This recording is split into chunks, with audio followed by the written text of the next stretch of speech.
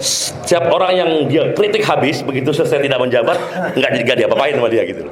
Tapi sahabatnya dia pun ketika menjabat dihabisi juga gitu. Kalau memang karena dia orangnya memang sangat idealis, rasional. Jadi dia nggak pernah personal.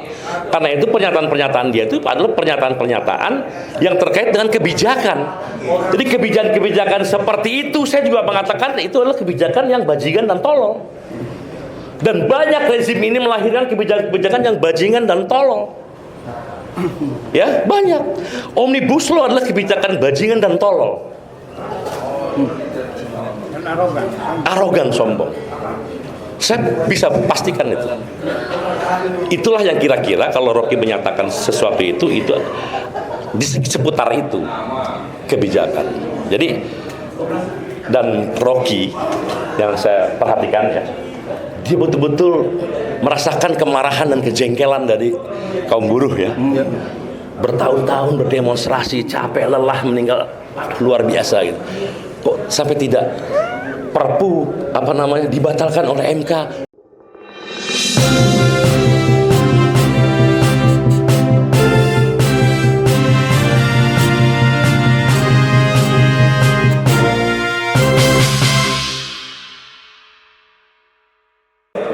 Gimana?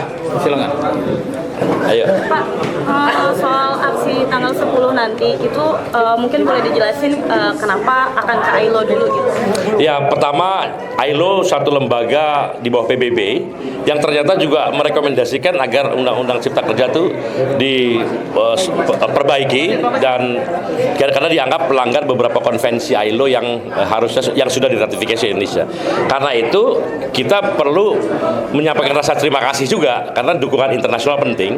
Dan artinya kalau ILO menyatakan begitu, sekitar 150 negara lebih itu mengetahui bahwa ada masalah ketenagakerjaan yang anti terhadap semangat kebangkitan atau kesejahteraan buruh, dan itulah yang disuarakan oleh ILO. Jadi karena itu kita penting melakukan kunjungan atau simpati kepada ILO. Pak, nanti kan dari Sudirman ke Tamrin rencananya, apakah nanti akan sampai ke Medan Merdeka juga Pak menuju? Iya, jadi kan ini kita rencananya bisa memenuhi Jalan Jenderal Tamrin Jenderal Sudirman. Tentunya dari Patung Kuda, pengennya sih ke istana, tapi kan nggak boleh. Kita tahu sendiri bahwa istana ada beton kan, ya jadi nggak apa-apa kita sampai di situ. Tapi kan yang penting mereka tahu, semakin besar kita punya aksi, semakin menunjukkan bahwa kita adalah dalam kesungguhan gitu. Mengantar rekomendasi ILO ke target. Nah, apa? Mengantar rekomendasi ILO ke Presiden. Dan sekaligus rekomendasi ILO yang sudah tertulis itu kita bisa kita antarkan ke Presiden. Wah, ini loh dunia internasional juga sudah kira-kira prihatin terhadap terbitnya Undang-Undang Cipta Kerja. Artinya ada harapan Pak dari aksi ini akan ada audiensi misalnya dengan KSP atau? Tidak. Kita paling tidak keputusan ya dari AASB hanya ingin membubarkan diri setelah Presiden mengeluarkan Perpu pencabutan Undang-Undang Omnibus Law. Bahwa sebelum adanya pencabutan terjadi dialog antara tim dari ASB dengan tim dari istana, itu cerita lain. Tapi secara umum federasi dan konfederasi di dalam ASB menyatakan kita hanya ingin bertemu Presiden setelah Presiden menandatangani Perpu pencabutan Omnibus Law.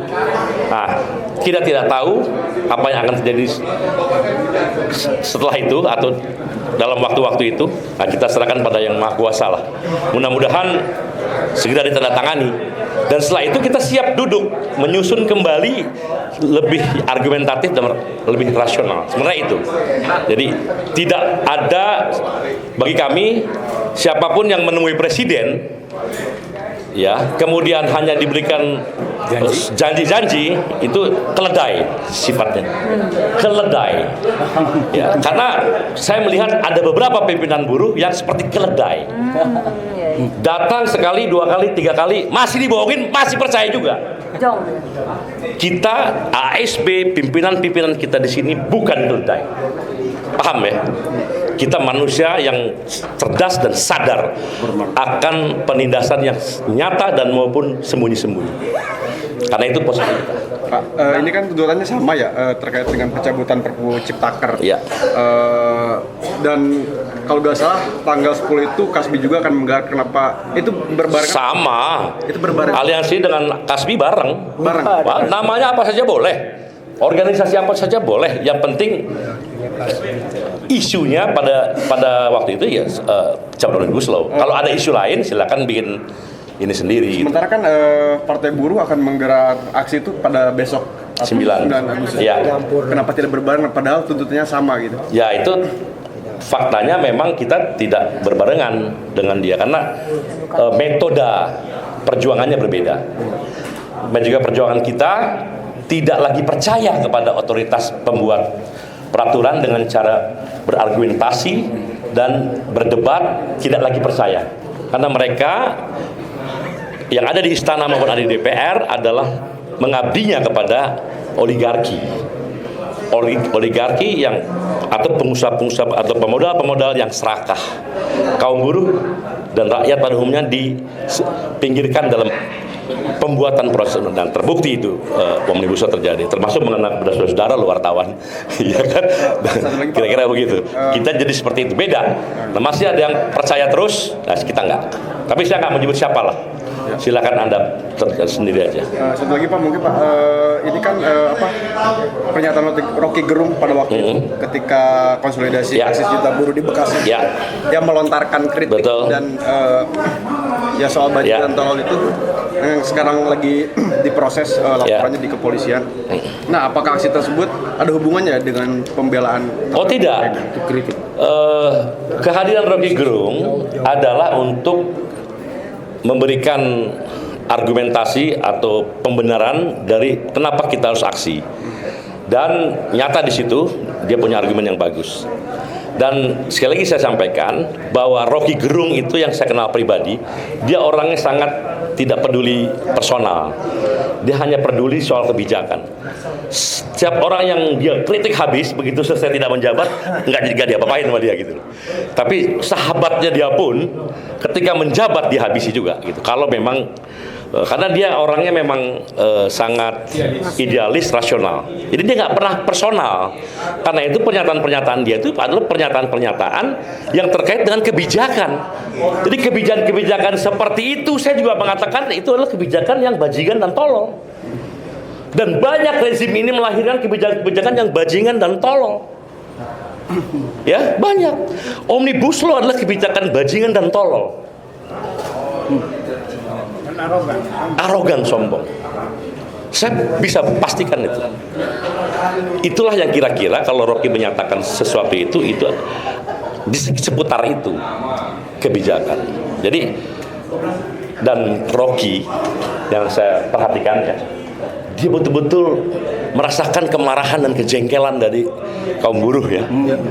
Bertahun-tahun berdemonstrasi, capek, lelah, meninggal, luar biasa gitu. Kok sampai tidak Perpu dibatalkan oleh MK, dibikin lagi Perpu, disahkan nih. Ini kan bernegara kayak main-main gitu. Dan Rocky menyaksikan itu. Sebelumnya pidatonya juga mengantarkan soal itu. Jadi tiada urusan pribadi. Dan teror-teror kepada Rocky yang saya dengar ada, itu tidak boleh ada lah, tidak boleh terjadi. Mas pelaporan yang sekarang. Teror atau yang rumahnya dicatat-catat atau dilempar. Telur busuk. Ada dilempar juga ya? Ada dilempar, itu nggak baik. Karena kalau teror itu akan mengundang teror. Dan bangsa kita nggak beradab jadinya. Saya usul penyuruh-penyuruh pelaku teror itu bertobatlah. Hubungi mereka, jangan jadi teror karena akan mengundang lagi teror, akhirnya menimbulkan perpecahan. Kira-kira seperti itu. Kalau sampai sore hari tidak ada pencabutan undang-undang Omnibus Law dari Presiden, apakah akan Nah, itu yang harus ditanya kepada Panglima ini lapangan. Jadi lihat suasana kebatinan di lapangan. Jangan sampai kita bubarkan, kita malah dilemparin sama kaum buruh. Itu lubangnya anak. Kok dibubarin? Katanya kita mau memperjuangkan. Itu sangat boleh jadi seperti itu. Begitu kita bubarin, saudara-saudara kita bubar, kita dilempar sama aqua gitu kan, air mineral gitu. Ini pimpinan gimana kok ngebubarin orang kita lagi semangat gini. Jadi itu lihat suasana kebatinan di lapangan. Saya rasa itu, dan mudah-mudahan teman-teman bisa mewartakan dengan baik. Ya, satu lagi Pak, izin Pak. Siap. 10 Agustus kan rencananya bakal ada aksi yang bertajuk aksi tangkap Rocky Gerung. Itu yang dipimpin oleh relawan barisan Jokowi Ya. yang pimpinannya merupakan kepala BP2MI, Ya. Pak Benny Ramdhani. Izin tanggapannya bagaimana Pak? Saya 7 tahun jadi kepala BNPB TKI. Saya lelah menurunkan angka kematian di luar negeri, sehingga di akhir masa jabatan saya TKI yang meninggal di luar negeri 113 orang. Sekarang yang meninggal per tahun kira-kira 700 orang. Harusnya Benny ngurus itu. Kenapa zaman saya bisa turun sampai 113 orang, sekarang 700 orang per tahun meninggal dunia? Pasti karena tidak becus memanage masalah migrasi manusia. Kalau becus nggak mungkin, harusnya 113 turun. Berarti nggak fokus. Jadi urus aja yang menjadi tugas utamanya. Apalagi kalau demo di hari kerja dan sebagainya, itu sesuatu yang keliru. Dia boleh demo Sabtu Minggu silahkan, tapi di hari kerja tidak boleh. Dan dia mengorganisir, waktunya habis pakai untuk urusan ini, sementara tugas utamanya, nah, saya tidak mau mengomentari ini. Tapi saya begitu ngelihat itu, terus lihat cari data-data, loh kok data saya berhasil meminimalisir TKI yang meninggal dari banyak ya. Karena kerja turun terus sampai 113 di 2014. Naik sampai zaman dia sekarang 700 orang per tahun meninggal. Karena pasti intervensi negara terhadap pelindungan jauh berkurang dengan TKI. Itu fakta. Anda bisa buka di Google. Sebuah apa saya ngomong, ya kan? Silakan buka Google. Lebih dari 3 kali lipat orang meninggal di zaman rezim Jokowi dan kepala badannya Benny ini gitu. Bang, Kira-kira itu. ini kan di luar tergabung sebagai gerakan people power. Kalau bicara people Ini people power. tidak hanya kalangan buruh, apakah ini? Ini people power. People power itu ya adalah kekuatan massa. Zaman 2500 tahun yang lalu, di hadapan Senat Romawi Yunani, berkumpul manusia meminta para senat dan kaisar untuk merubah kebijakan. Dirubah kebijakan. Itu dah awal disebut people power. Kemudian apalagi? Perubahan-perubahan banyak yang tadi itu people. Jadi people power jangan selalu diidentikan dengan menjatuh-jatuhkan pemerintah, menjatuh-jatuhkan presiden. Itu tidak identik. People power kekuatan rakyat. Gitu. Kecuali presidennya itu luar biasa zalim, jahat dan sebagainya. Ya ada di berbagai negara pun akhirnya people power berujung pada menjatuhkan. Sampai saat ini kita belum melihat Pak Jokowi perlu dijatuhkan dengan cara people power. Nah, nggak tahu kalau undang-undang Omnibus Law ini nggak dicabut, jangan-jangan ada kesimpulan lain. Nah, kita nggak tahu kapan gitu ya. Nah, untuk mengantisipasi terjadinya Oh iya, saya sudah minta tolong kepada polisi agar sama-sama menjaga. Kita temanya hanya Omnibus Law dan lain-lain tadi ya. Di luar itu adalah bukan kita, dan silakan minta izin sendiri. Gitu. Jadi clear ya.